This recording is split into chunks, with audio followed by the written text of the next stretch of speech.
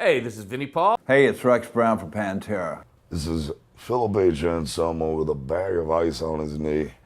But damn it, don't think you're not watching Loudwire, because you are watching Loudwire.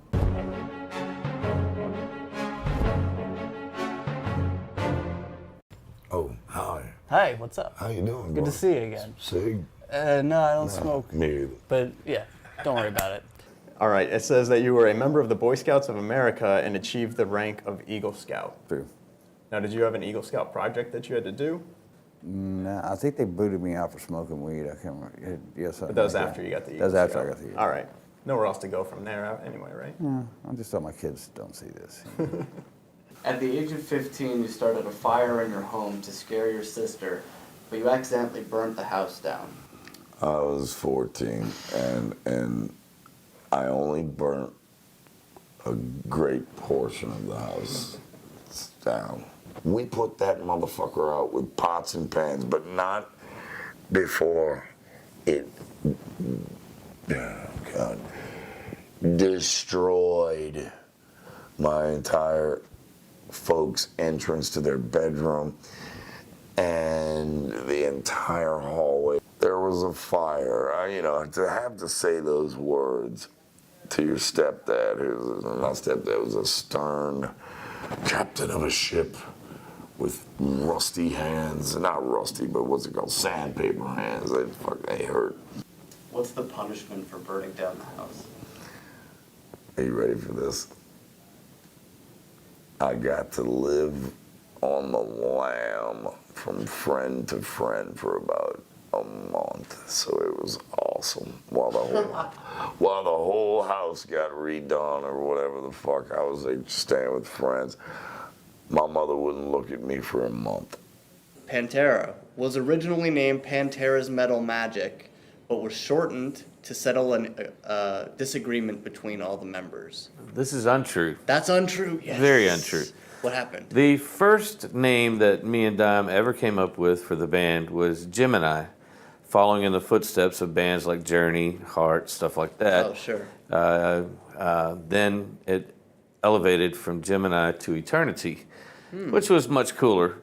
And then one day in high school, when I was in the drum line, a guy suggested to me, man, you ought to call your band Pantera. I think I even remember his name. I think his name was Donnie Sowers. Okay. And he goes, and I said, what the hell's Pantera? He goes, oh man, it's the coolest race car there is.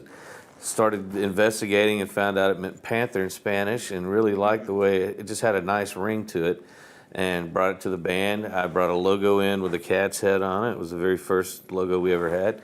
Everybody loved it, and so we became Pantera from that point on, man. You joined Pantera in 1982 with your classmate from the high school jazz band, drummer Vinnie Paul, guitarist Dimebag Darrell, then known as Diamond Darrell, and vocalist Terry Glaze. That's true. All right, so that one's true. Grace King High School, yeah. Okay, reasoning for quitting is this. I was doing 5 nights a week, 5 sets, 3 sets a night, mandatory. Gigs, doing shows, Sure. constantly. I had no time for this shit called PE or finishing high school or my first girlfriend ended up being the prom queen that year.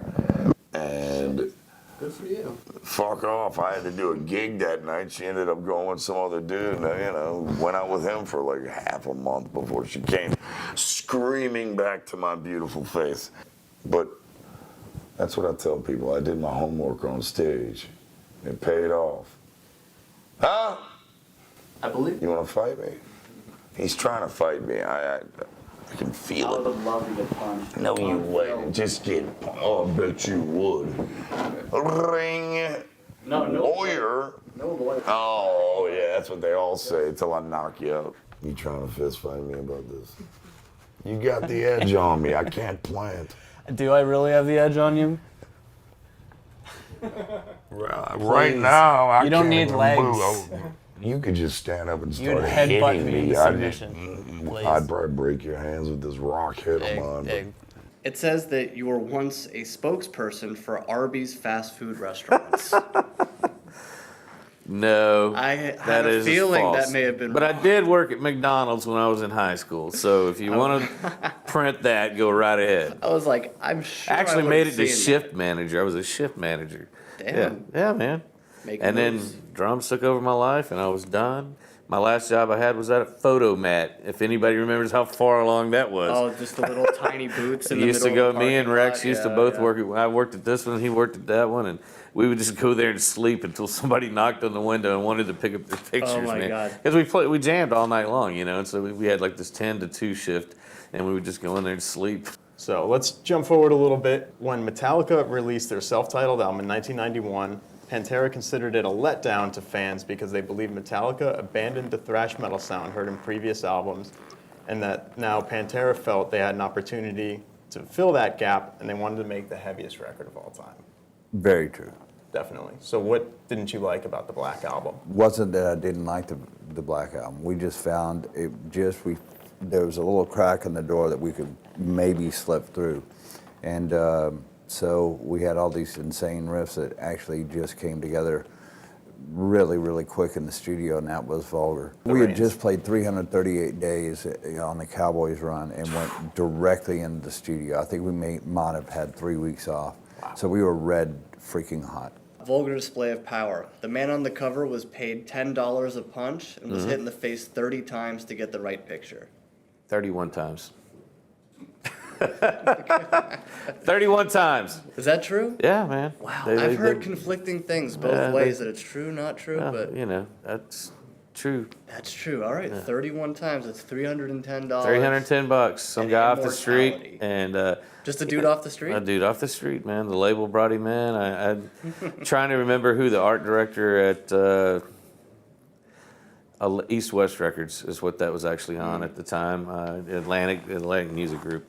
But I think Bob Defrin was the art director at the time, and he probably was the guy that found the guy and brought him in. Wow. Any injuries sustained by the guy? Never heard anything about. The first thing we said we wanted it to be a street, like a street fight. That was the idea that came. And the first thing they brought us were all these pictures of these boxers fighting each other. It's like, no. Oh, okay. That's not what we're looking for. That's not what Vulgar Display of Power is. It's some guy getting jacked on the street, So they got the guy, and we liked the picture, and it worked out. Now, according to Vinnie Paul, the man on the cover of Vulgar Display of Power was paid $10 a punch and he was hit in the face 31 times. This is one of the most widely disputed. 32 times. 32. Yes. All right, because we had Vinnie in here the other week and he said 31. I saw it yesterday. Because when it was on before, it was 30. He said it's 31. I now thought it it's was 32. more like 75, but I can't remember. Who knows how many times? I'm listening. Okay. That for the sake of the Great Southern Trendkill, you recorded your vocals in New Orleans, I did. while the rest of the band recorded in Texas, and this was because of growing tensions between you and the band. Yeah, it was more like a growing drug problem between me and me. And that's the truth. But honestly, no matter what Pantera was written, I was there while we were writing the songs. Don't get me wrong.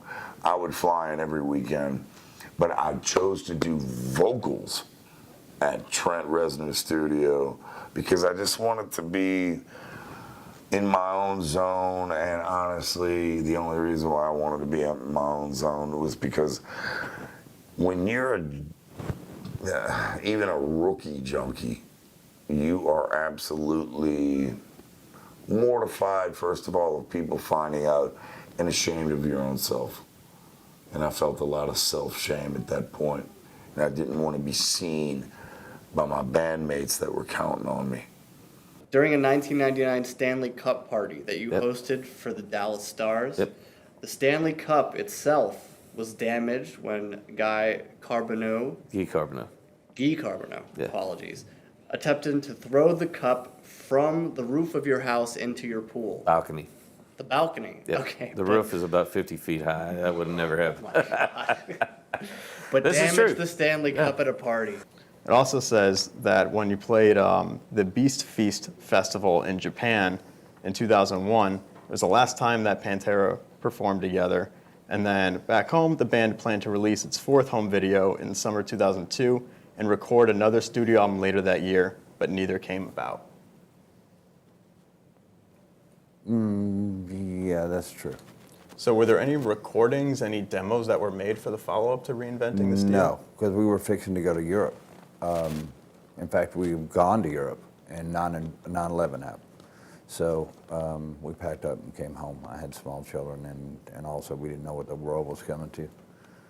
And then that's when everything kind of went to shit. So Pantera's 2001 tour in Europe, it said it was cut short by the 9/11 attacks, which left the band stranded in Dublin for 6 days. Yeah, we didn't even,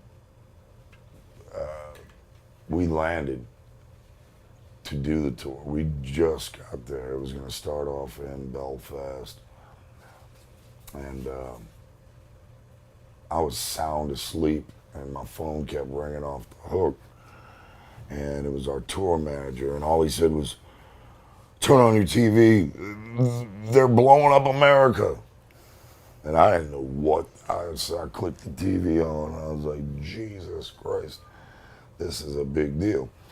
So it was us, Slayer, and God, it was supposed to be Morbid Angel. Ooh. Which we did do in the United States, but I don't remember what the package was heading into Europe, but it was definitely us and Slayer and somebody else. But everybody agreed this is not the right time to tour. Let's get home as fast as possible. And that was a mad hours getting home. We had to fly to Heathrow, and that was the most chaotic, crazy. That's just to England. Yeah. Yeah. And that was insanity. Now, it says the Abbott brothers and Pantera crew members claimed that they tried numerous times to contact Phil Anselmo over the phone to reorganize Pantera. But Anselmo maintains that they never called him.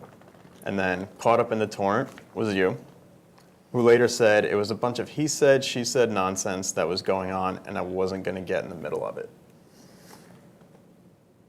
there's a bunch of stuff that went back and forth between Vinnie, Paul, and Philip in the press, and I wasn't very thrilled with it.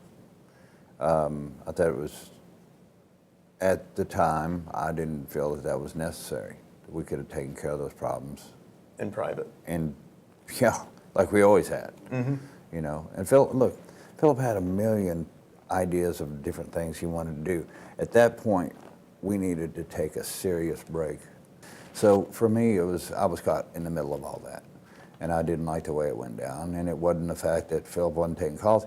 He wasn't taking calls from anybody, you know. So it wasn't like he was just singling out Vinnie Paul. No, he wasn't. It was, he wanted to do, you know, it was a rough time, man. You know, it really was. It said on Wikipedia that you stated that you're not interested and will never talk to Phil Anselmo again. I'm not, and that's all we need to say about that. All we need to say. But a fact for you. That is true. Dimebag was very adamant that we work closely together, and that's exactly what we did on the last record. And I was actually in a more stable place at that point. Absolutely, a lot more. And it was fun, that record. And the brotherhood was very strong right then again. And not for long, though.